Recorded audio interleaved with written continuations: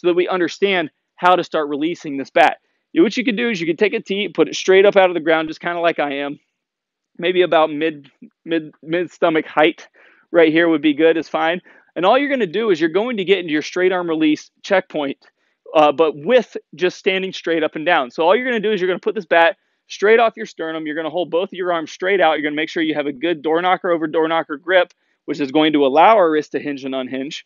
And you're going to put this bat right up against the tee. And what we're going to do is we're going to take the bat back behind us, and we're going to make sure it all comes back to the same place where we started at the same time. We're going to take the bat back, and everything comes back at the same time. If we do this incorrectly, I'm going to take the bat back, and I'm going to let my hands are going to pass the tee, and then the head's going to get to the tee right here.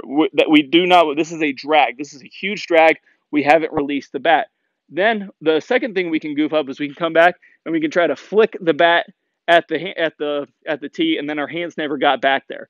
Well, guys, we're creating almost this Y shape with our arms right here. And what we're doing is we're going to come back and we're going to come right back into that Y shape all at the same time. So what I want you to do is I want you to be able to come back, and don't do anything weird like pulling the bat back like this or anything. Just kind of swing the bat like everything, fold up and fold back. We're bending the elbows, unbending the elbows, unhinging the wrist, unhinging the wrist all at the same time. What that looks like from the down the line view is I'm right here. I'm letting the bat come back. Everything's coming back at the same time.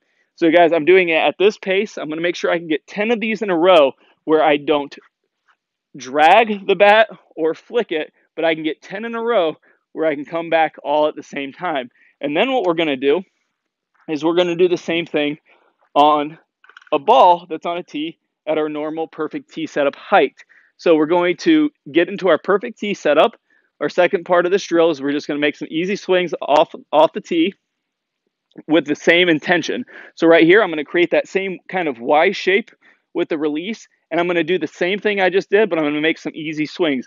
I'm going to come back, and I'm going to redeliver everything back at the same time, making sure that I'm not dragging or flicking the bat. So I'm going to come back, and everything's going to get there at the same time.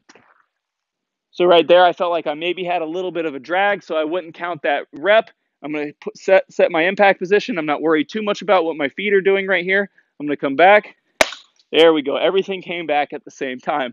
Let me show you one here from down the line.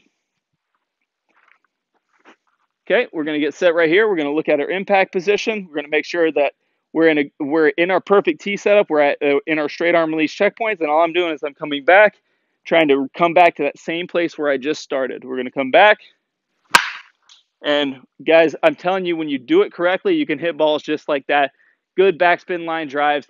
But the main thing that this drill is going to do, it's going to show you that if you start releasing the bat on time, you can come back to this position easily. If you drag, you're never going to get there. If you flick, it's going to feel weird.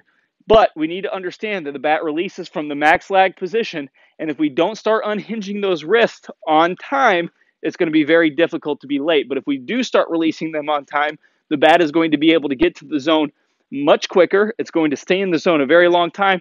There's going to be more speed. So now that we can have more speed, we can watch the ball longer and hit the ball harder. All right, guys, give me 10 reps of each one of these drills where you can get 10 of them in a row correctly, and then start having that same intention in your full swings, where all you're going to do is you're going to get up there. When you start taking your full swings, you're going to look at your impact position, get into your load stride, and try to get right back to where you were and start releasing the bat with a ton of speed and start really dominating your timing today.